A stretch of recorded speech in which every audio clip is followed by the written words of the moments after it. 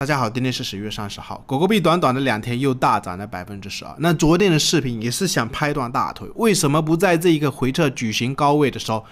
希望朋友们继续给我买入，再给我做多？很多朋友是讲前面我在这个举行低档的时候，天天在跟大家唱多，你要站在买方，这个举行不一定会破得下去，一定要买这个狗狗币。但是很多朋友是讲他没有买这个狗狗币。YouTube 上面视频天天在这一个狗狗币，每个视频的封面都是贴上一个狗狗币，每天在跟踪。到现在的话，其实长线你就给我抱住吧，我的观点还是不变。虽然在这个位置短线有错过，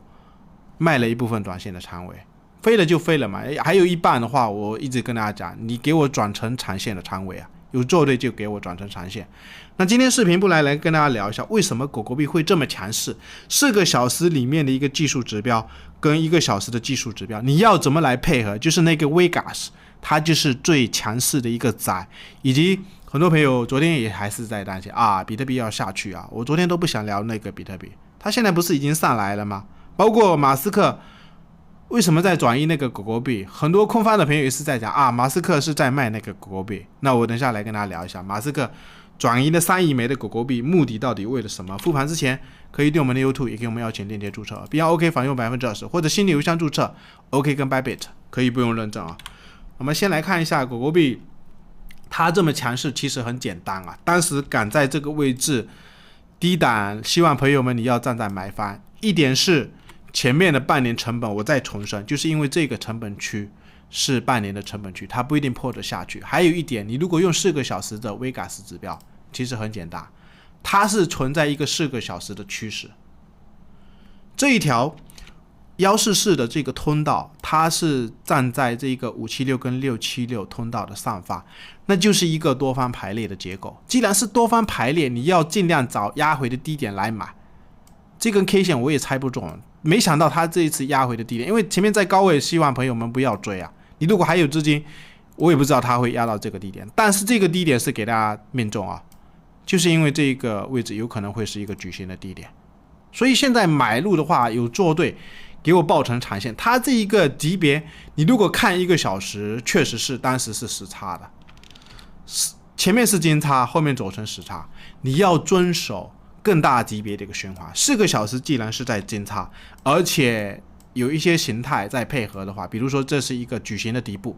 它不一定会下去啊，所以这个位置买的话，一定要给我死抱住，抱成一个长线，有可能牛市只是刚刚要启动啊，或者是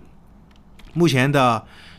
压力位，其实现在也不用去管了。这几天聊的几个压力位，我看也不一定会准啊。压力它有时候有资金的情况下，资金是不是非常的火热，我也不知道。马斯克是在转移，我们可以看一下，就这一个排名第1的钱包400亿枚哦，怀疑就是马斯克的一个钱包地址。那这2天他在昨天启动之前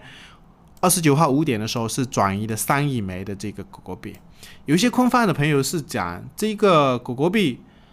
在之前的时候一直是在400亿枚上方，但是这一次在10月30号的时候，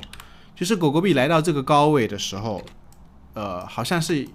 有减少啊。我们可以看一下，就是从这个位置开始没有达到一个400亿枚，就是有感觉是有在减少。空方的朋友是说在减少，但是我的一个观点不同啊，它这一个转移不一定是在卖，有可能是转移给其他的机构，或者是转移给它下面的操盘手。如果是转移给其他的机构，它目的为了什么？就是老市场的股市也是有看到一些现象啊，比如说一个品种在涨的时候，涨到某个高位，或者是它没涨，在启动之前在震荡的时候，整个底部横盘的区间，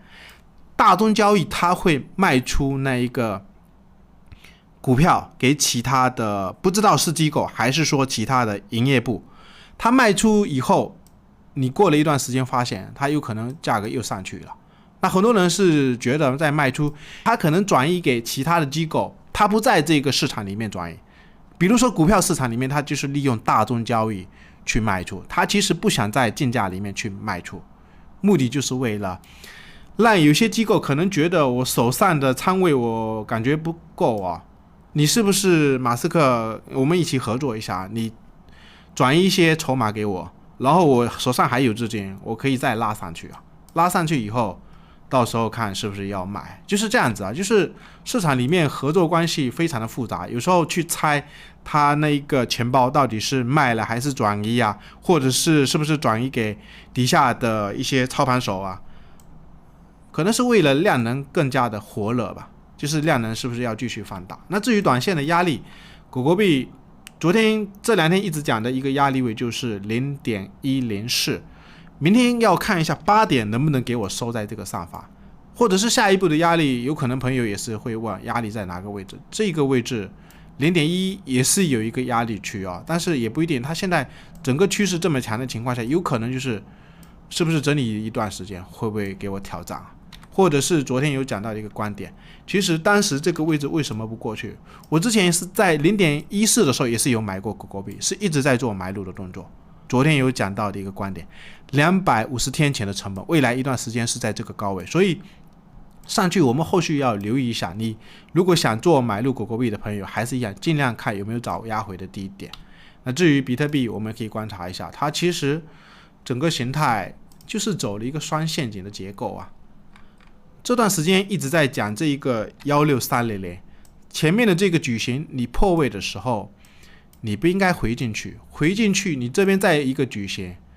再破位，再回进来啊。那现在已经很明显了，主力就是这个位置，就是一个整理区，可能1700就是要过。短期我们先观察一下嘛。我真正看中的一个压力位，不是在17000，就是在日线级别的